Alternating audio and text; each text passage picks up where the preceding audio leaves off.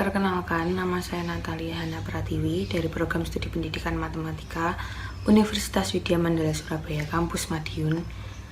Pada mata kuliah seminar Pendidikan Matematika di sini saya akan menyampaikan tentang masalah yang akan dihadapi dalam pendidikan matematika, yaitu salah satunya kemampuan komunikasi matematis. Pada abad 21 ini, masyarakat suatu negara dituntut mampu bersaing dan melakukan penyesuaian untuk menjadi sumber daya manusia yang sangat berkualitas. Pada abad 21 ini, teknologi berkembang sangat baik. Hubungan antar bangsa semakin kuat, terjadi perubahan cara hidup, serta interaksi warga negara semakin dekat dengan warga negara lain.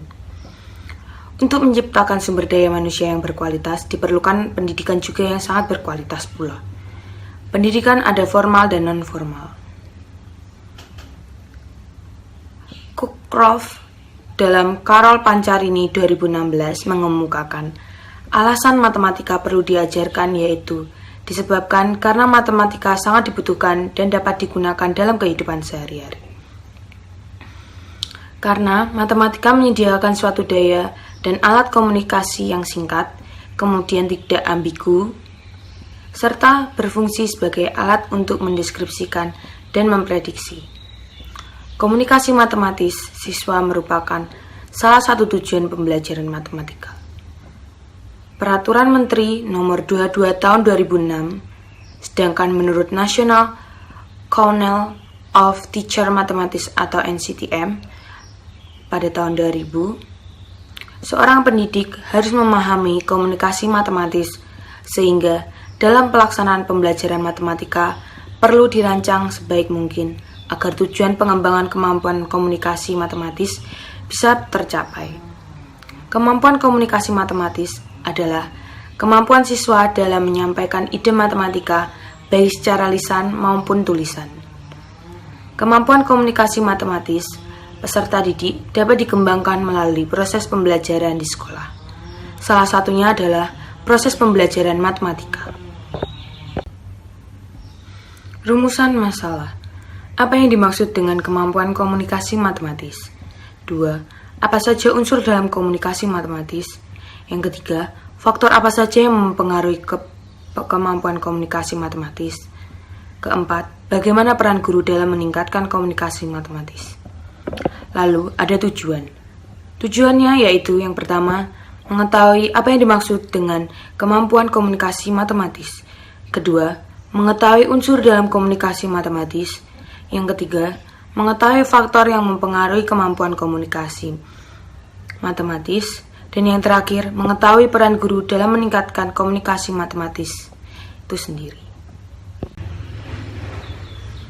Kemampuan komunikasi matematis. Komunikasi adalah proses berbagai makna melalui perilaku verbal dan non-verbal.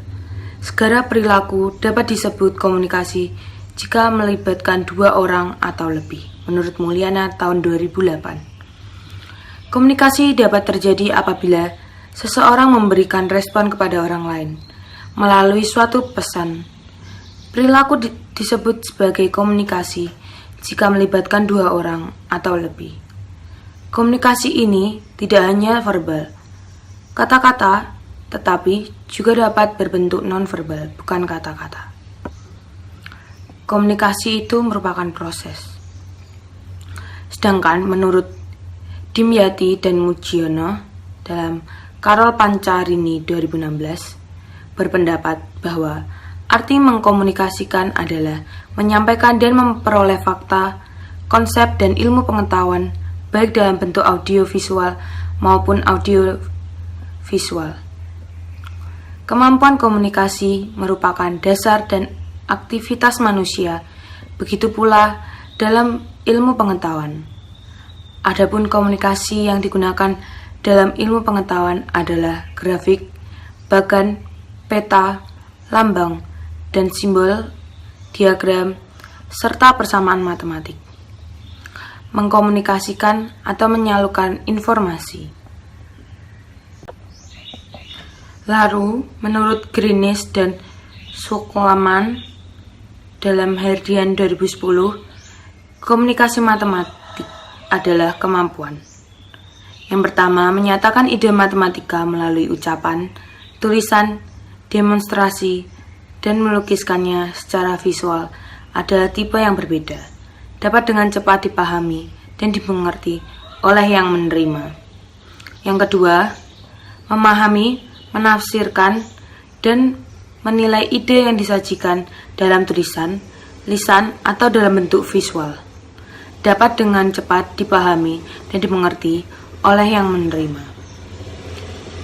Yang ketiga, mengkonstruktur, menafsirkan, dan menghubungkan bermacam-macam representasi ide dan hubungannya, dapat dengan cepat dipahami dan dimengerti oleh yang menerima.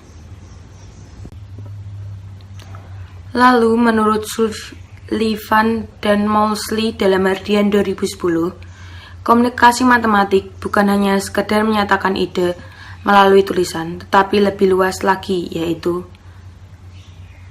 kemampuan siswa dalam hal bercakap, kemampuan berbicara, menjelaskan, menggambarkan, mendengarkan, menanyakan, dan mengklarifikasi.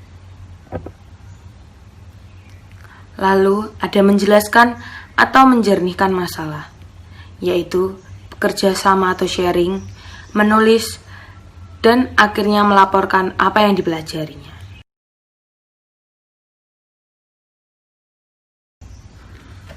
Maka dapat disimpulkan, komunikasi matematika adalah proses penyampaian suatu informasi matematika dari satu orang ke orang lain, sehingga mereka mempunyai makna yang sama terhadap informasi tersebut.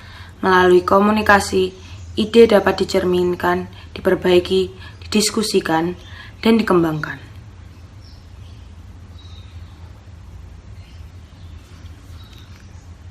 Dan kemampuan komunikasi matematika siswa adalah kemampuan siswa dalam mengekspresikan di mana siswa dapat menyatakan ide-ide yang dia peroleh dalam pembelajaran matematika yang menggunakan simbol atau bahasa matematika secara tertulis sebagai representasi dari suatu ide atau gagasan, dan dapat dilukiskan atau menggambarkan dan membaca gambaran diagram, grafik maupun tabel, serta pemahaman matematika dalam siswa dapat menjelaskan masalah dengan memberikan argumen terhadap permasalahan matematika yang sedang dihadapinya. Menurut Brody dalam Ansari 2012, ada 5 unsur komunikasi. Yang pertama, representasi atau representing, yaitu bentuk baru sebagai hasil translasi dari suatu masalah atau ide. Yang kedua, translasi suatu diagram atau model fisik ke dalam simbol atau kata-kata. Yang kedua, mendengarkan atau listening. Siswa tidak akan mampu berkomentar dengan baik apabila tidak mampu mengambil inti dari suatu topik diskusi tersebut. Ketiga, membaca atau reading. Reading adalah aktivitas membaca teks secara aktif untuk mencari jawaban atau pertanyaan-pertanyaan yang telah disusun ke dalam cerita tersebut. Membaca aktif berarti juga membaca yang difokuskan pada paragraf-paragraf yang diperkirakan mengandung jawaban relevan dengan pertanyaan tadi. Dan yang keempat, diskusi atau discussing. Diskusi merupakan sarana untuk mengungkapkan dan merefleksikan pikiran siswa tersebut. Yang terakhir, menulis atau writing. Mengungkapkan pemikiran dalam bentuk tulisan yang mereka pahami dari yang mereka baca, mereka dengar, dan mereka diskusikan, lalu mereka lampirkan dalam tulisan. Menurut Ansari, ada beberapa faktor yang mempengaruhi kemampuan komunikasi matematik, antara lain pengetahuan prasyarat, pengetahuan yang dimiliki oleh siswa sebagai proses belajar sebelumnya, atau kemampuan siswa bervariasi, ada lisan atau menulis. Yang kedua, kemampuan membaca, diskusi, dan menulis. Ada suatu mata rantai yang saling terkait antara membaca, diskusi, dan menulis seorang siswa yang rajin membaca namun enggan menulis akan kehilangan arah, atau rajin tulis, malas baca, tulis tidak bermakna. Dan yang terakhir, pemahaman matematik. Pemahaman matematik ialah tingkat atau level pengetahuan siswa tentang konsep, prinsip, algoritma, dan kemahiran siswa menggunakan strategi penyelesaian terhadap soal atau masalah yang disajikan dalam soal tersebut. Lalu, peran guru dalam meningkatkan komunikasi matematis.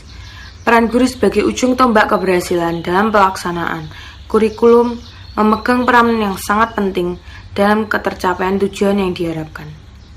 Siswa mampu melakukan komunikasi matematis dengan baik. Dalam pembelajaran matematika, seorang guru selain dituntut harus memiliki pengetahuan yang luas, dapat menciptakan suasana pembelajaran tidak monoton dan tidak membosankan. Mereka juga harus memiliki keinginan yang kuat untuk mengembangkan kemampuan berpikir siswa tersebut. Guru harus memberikan peluang bagi siswa untuk mengembangkan kemampuan ini. Salah satu di antaranya yaitu dengan memberikan tugas-tugas, bahwa tugas-tugas tersebut yang mengandung dalam tugas matematika yang kaya seperti diungkapkan dalam NCTM tahun 2000, bahwa tugas-tugas matematika yang kaya adalah faktor kunci dalam ruang kelas yang memiliki komunikasi sebagai tujuan utamanya. Adapun indikator-indikator kemampuan komunikasi matematis yang dapat dikembangkan menurut Sumarmo pada tahun 2012, yaitu menyatakan suatu situasi, gambar, diagram, atau benda nyata ke dalam bahasa, simbol, ide, atau model matematik. Kedua, menjelaskan ide, situasi, dan relasi matematika secara lisan atau tulisan. Yang ketiga, mendengarkan, berdiskusi, dan menulis tentang matematika. Yang keempat, membaca dalam pemahaman suatu representasi matematika tertulis. Dan yang terakhir, mengungkapkan kembali suatu uraian atau paragraf matematika dalam kehidupan sehari-hari menggunakan bahasanya sendiri. Ada beberapa karakteristik soal yang tergolong dalam penalaran dan komunikasi matematis. Adalah yang pertama, soal yang meminta siswa untuk menyajikan suatu pernyataan matematika, baik lisan, tertulis, gambar maupun diagram. Contohnya, diminta untuk membuat diagram.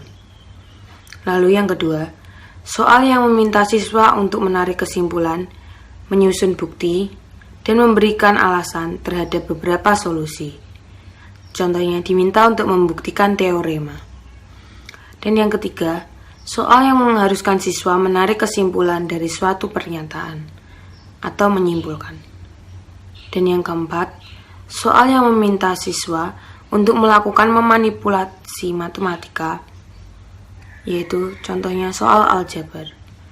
Soal yang meminta siswa menemukan pola atau sifat dari gejala matematis untuk membuat generalisasi, yaitu contohnya pola bilangan. Berikut adalah beberapa contoh tugas matematika yang dapat mengembangkan kemampuan komunikasi matematis siswa. Di antaranya, yang pertama, indikator kemampuan komunikasi matematis, menjelaskan ide, situasi, dan relasi matematika secara lisan atau tulisan. Contoh, ada dua buah persegi, yaitu persegi A dan persegi B. Persegi A panjang sisinya 4 cm dan persegi B panjang sisinya setengah dari panjang sisi persegi B. Jika persegi A dipotong menjadi 2 bagian dan sama-sama luasnya setengah persegi A, sedangkan luas persegi B, berikan penjelasan yang mendasari jawabanmu. Lalu yang kedua, ada indikator kemampuan komunikasi matematis, menyatakan suatu situasi, gambaran, diagram, atau benda, menyatakan ke dalam bahasa, simbol, ide, atau model matematik. Contohnya, langit-langit sebuah gunung berbentuk lingkaran dengan panjang diameternya 28 meter. Pak Andi dalam salah satu pengurus gedung itu Ia ditugaskan untuk mengecat permukaan langit-langit tersebut. Setiap meter persegi permukaan langit-langit memerlukan 1/4 kg cat, dan setiap satu kaleng cat berisi 1 kg. Langkah apa saja yang harus dilakukan Pak Andi supaya cat yang disediakan sesuai dengan kebutuhan? Berapa kaleng cat yang harus ia sediakan?